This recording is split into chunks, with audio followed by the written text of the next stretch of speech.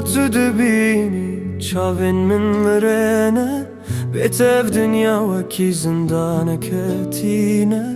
Herkî jan alî binerim xeyalat dilwire, lê destên min velane ev çi xedere.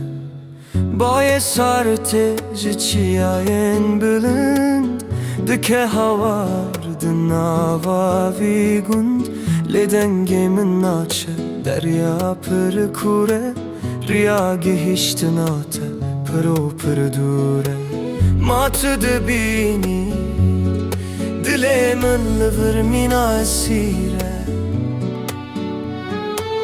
wek teyrekî birîndar di kafesê de asê ye. Zeman derbas nabe wekî agirê tîr e, vî canî dişewitîne bê te bê feda ye.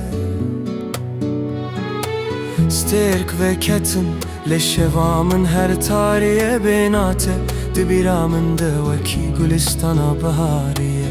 Az li virim lê hişê min li ba te ye, herkî jan stranê bêjim navê te têde ye. Esîrim e, esîrê çavê